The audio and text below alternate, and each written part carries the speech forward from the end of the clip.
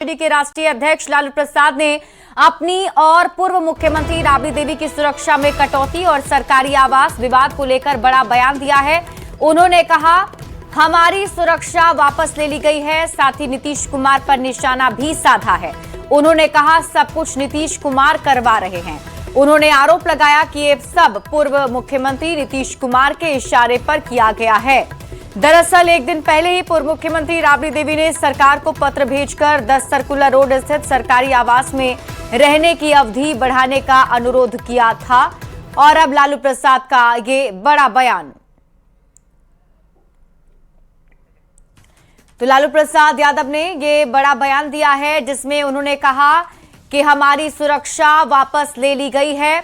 इसी के साथ उन्होंने बड़ा हमला पूर्व मुख्यमंत्री नीतीश कुमार पर बोला है, जिसमें उन्होंने कहा कि ये सब कुछ पूर्व सीएम नीतीश कुमार करवा रहे हैं, उन्हीं के इशारे पर ये सब किया जा रहा है। आपको बता दें कि लालू प्रसाद यादव और राबड़ी देवी के सुरक्षा में कटौती की गई है। इसके साथ ही राबड़ी आवास को खाली करने का नोटिस भी दिया गया है। नदियों को शमशान भेज देंगे और इधर सिक्योरिटी आप लोगों की खत्म कर दिया उन्होंने। क्या हो गया? नीतीश कुमार सब कुछ, नीतीश कुमार सब कुछ, नीतीश कुमार सब कुछ। क्या? तो वहीं आरजेडी के राष्ट्रीय अध्यक्ष लालू प्रसाद की सुरक्षा को लेकर दिए गए बयान पर सियासत भी अब तेज हो गई है। क्या कुछ कहा जा रहा है, आपको दिखाते हैं। जी, हर प्रशासनिक कार्रवाई में राजनीति और साजिश खोजने की पुरानी आदत से बाहर नहीं निकल पा रहे हैं। सरकारी आवास कोई निजी संपत्ति नहीं होता और उनके नियम और प्रक्रियाएं सभी के लिए समान है। सुरक्षा व्यवस्था भी एजेंसियों के आकलन के आधार पर तय होती है। किसी व्यक्ति की इच्छा या राजनीतिक आरोप को आधार नहीं बनाया जा सकता। सरकार आज तक ये नहीं बता पाई कि लालू जी और राबड़ी जी की सुरक्षा घटाई क्यों गई, कौन सी ऐसी रिपोर्ट थी जिसके आधार पर घटाई गई और जिनकी बढ़ाई गई किस रिपोर्ट के आधार पर बढ़ा दी गई। सवाल उठने बड़े वाजिब हैं, लेकिन जहां तक मेरी समझ है या जो सूचना मुस्तक है, नीतीश जी के इशारे पर हटाने की बात मुझे इसलिए नहीं पच रही कि इशारा तो छोड़िए, अब नीतीश जी की मांग सुनने वाला वहां कोई नहीं है। नीतीश जी गिड़गिड़ा रहे हैं, कोई बात कह रहे हैं, ये तो मुख्यमंत्री सुन नहीं रहे हैं, इशारे समझने जाएंगे। बिहार में स्वास्थ्य मंत्री निशांत कुमार को उप मुख्यमंत्री वाला बंगला आवंटित किए जाने को लेकर सियासत भी तेज हो गई है। विपक्ष के सवालों पर सहकारिता मंत्री रामकृपाल यादव ने पलटवार करते हुए कहा कि आरजेडी के पास कोई मुद्दा नहीं बचा है। उन्होंने कहा कि नेता प्रतिपक्ष तेजस्वी यादव सिर्फ बंगला, गाड़ी और आवास की ही राजनीति कर रहे हैं। आरजेडी को कोई काम तो है नहीं, किसको मकान मिलेगा, किसको क्या मिलेगा, ये समान प्रक्रिया है और सरकार का ये अपना निर्णय है। सरकार तो निर्णय लेगी ही ना। मंत्री का कोठी है तो मंत्री अब हमको भी मिल गया है तो हमारे विषय में भी बोल देगा। हाँ, अब इसे को कोई है आरजेडी वाले को पूछ रहा है, मकान मिल गया तो गाड़ी मिल गया तो घोड़ा मिल गया। राष्ट्रीय जनता दल खत्म हो चुका है, नेता प्रतिपक्ष के पास कोई काम ही नहीं है। बढ़ते आगे, पटना से बड़ी खबर सामने आ रही है। कृषि और ग्रामीण विकास को लेकर उच्च स्तरीय बैठक, केंद्रीय कृषि मंत्री शिवराज सिंह चौहान और सीएम सम्राट चौधरी शामिल हुए। बैठक में केंद्र और राज्य सहयोग पर कई अहम निर्णय लिए गए। ग्रामीण वीबी ग्राम जी योजना 1 जुलाई से लागू होगी। मनरेगा की लंबित राशि 30 जून तक भुगतान का लक्ष्य है। कृषि में नवाचार और उत्पादकता बढ़ाने पर जोर दिया गया। राज्य में आदर्श कृषि केंद्र स्थापित करने की योजना है।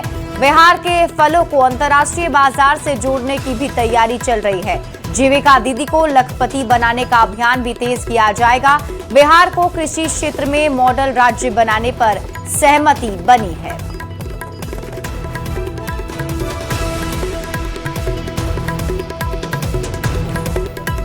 सिवान के बाद पटना में एक बार फिर सीएम सम्राट चौधरी ने बड़ा बयान दिया है। सीएम ने अपराधियों को सख्त चेतावनी दी है।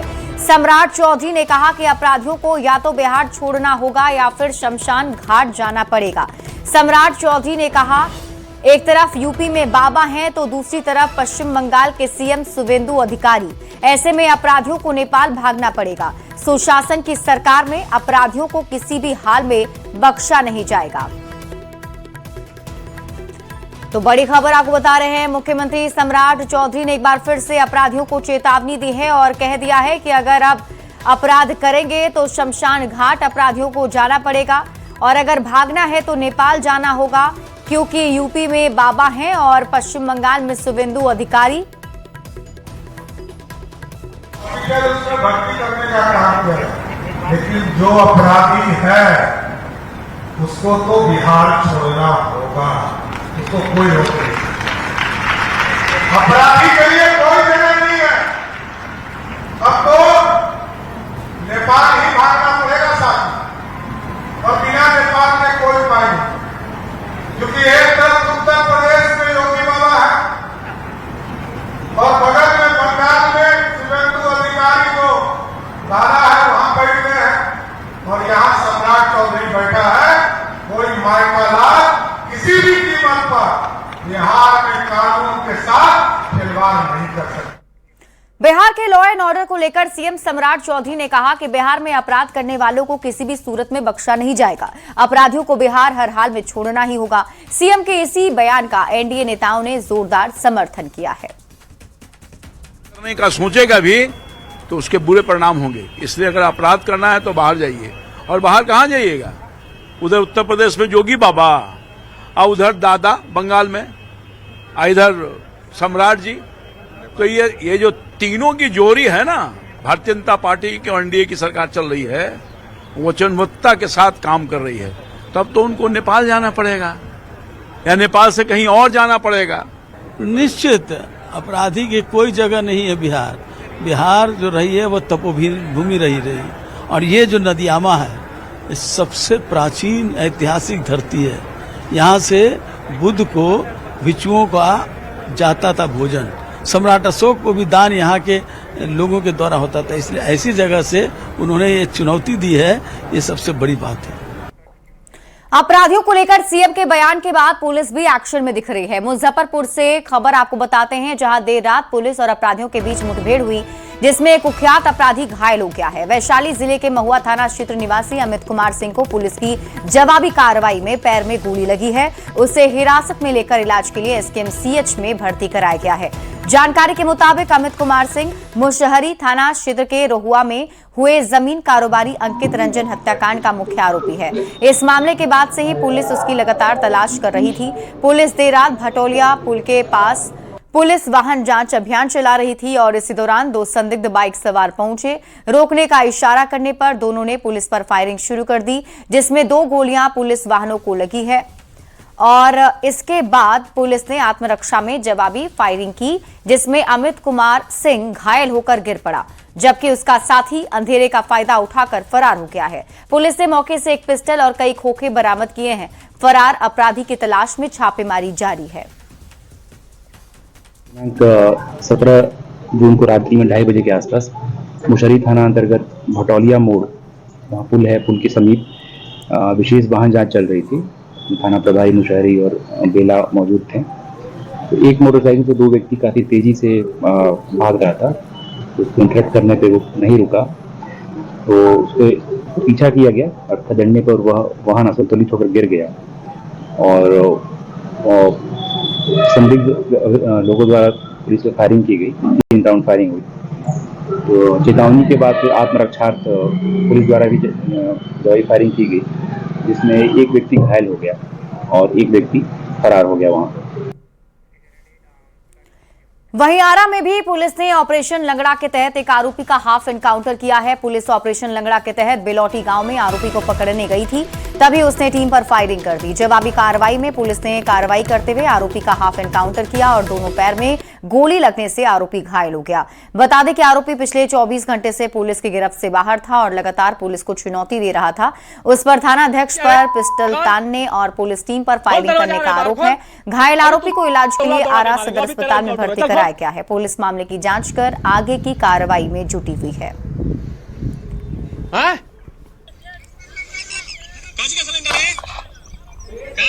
में ऑपरेशन लंगड़ा के तहत देखिए गिरफ्तार किए गए आरोपी को अब पटना भेजने की तैयारी चली। देखिए एक्सक्लूसिव तस्वीर हम आपको दिखा रहे हैं और किस तरह से देखिए पुलिस के द्वारा उसको हाफ इनकाउंटर किया गया। उसके जांघ में 3 गोली लगी है, जिसको कि गंभीर हालत में इलाज के लिए पटना रेफर किया जा रहा है। पूरा मामला भोजपुर जिले के शाहपुर थाना क्षेत्र के बिलौटी गांव से जुड़ा हुआ बताया जा रहा है, जहां के रहने वाले युवक भरत तिवारी, जो कि लगातार पुलिस कर्मियों को चुनौती दे रहा था और उसके बाद पुलिस के द्वारा उसका हाफ इनकाउंटर किया गया है। यहाँ प्रारंभिक इलाज के बाद उसको बेहतर इलाज के लिए पटना रेफर किया जा रहा है। देखिए इसी एम्बुलेंस से उसको पटना रेफर किया जा रहा है और पुलिस अभिरक्षा में उसका इलाज चल रहा है। लगातार देखिए हम आपको एक्सक्लूसिव तस्वीर दिखा रहे हैं। ऑपरेशन लंगड़ा के तहत इस अपराधी को पुलिस ने गोली मारी है, जिसको कि 3 गोली लगी है और यहाँ से उसको पटना रेफर किया जा रहा है। इसी एम्बुलेंस से बेहतर इलाज के लिए उसको पटना भेजा जा रहा है। आरा सदर अस्पताल में प्रारंभिक इलाज के बाद उसको अब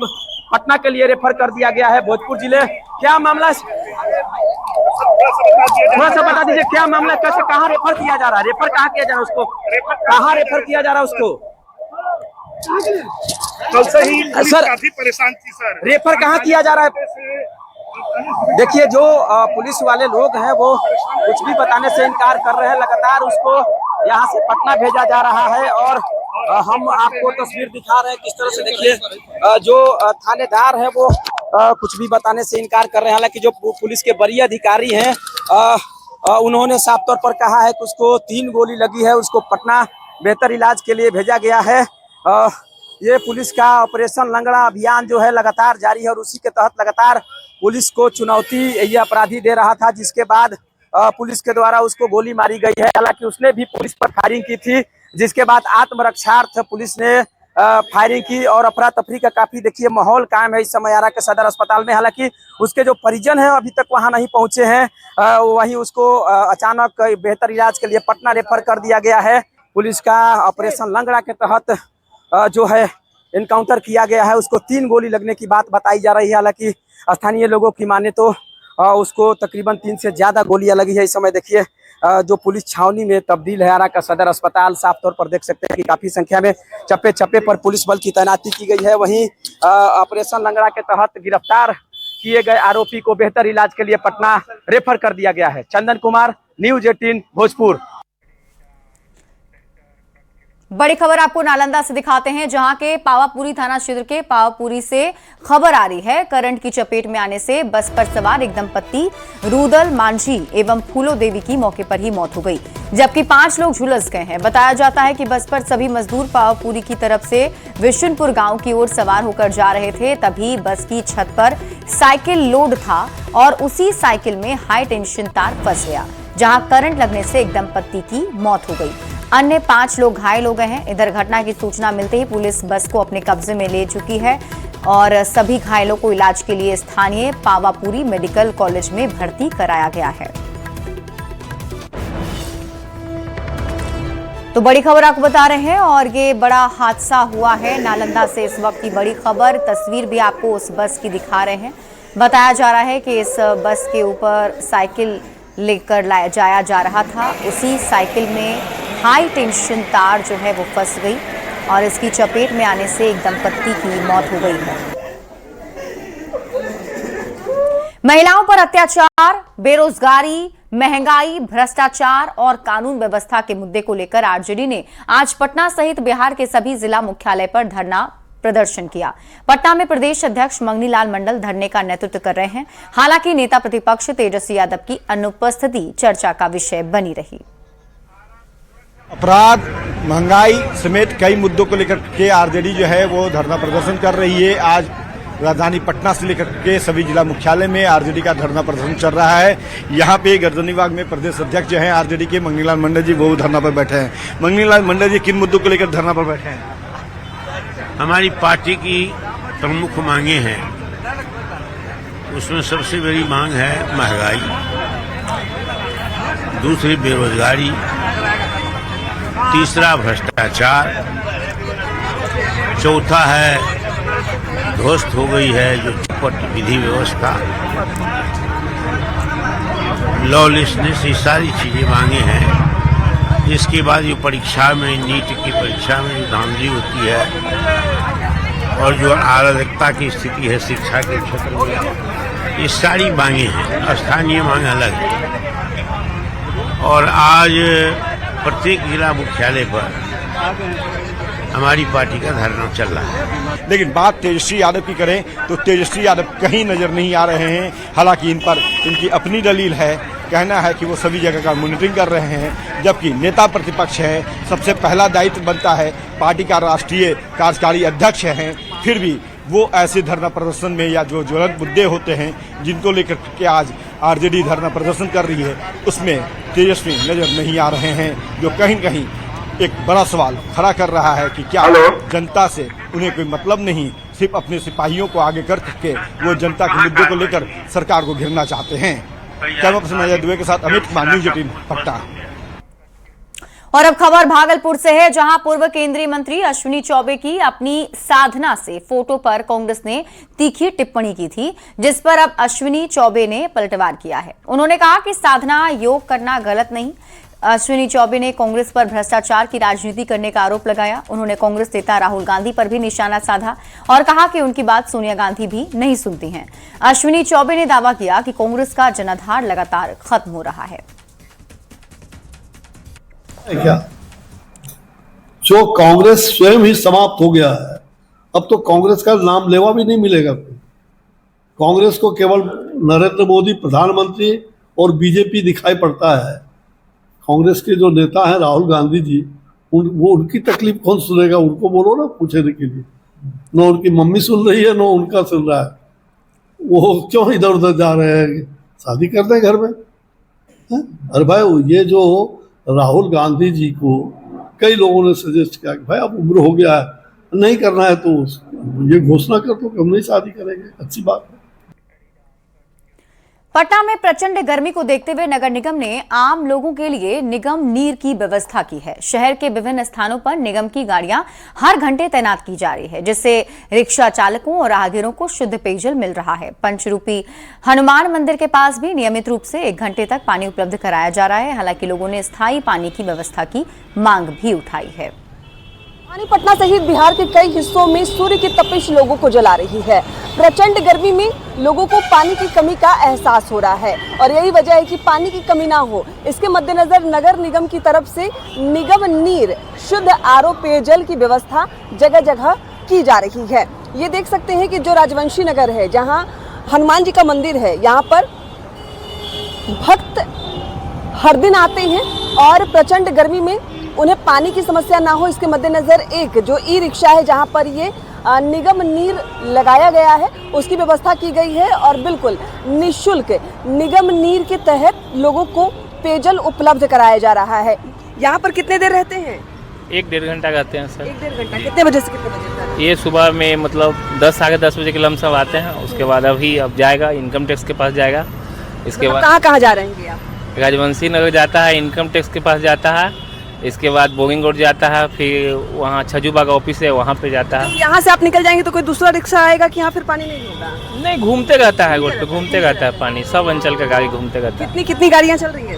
अभी हम लोग पाटलिपुत्र से 2 गाड़ी देते हैं जी।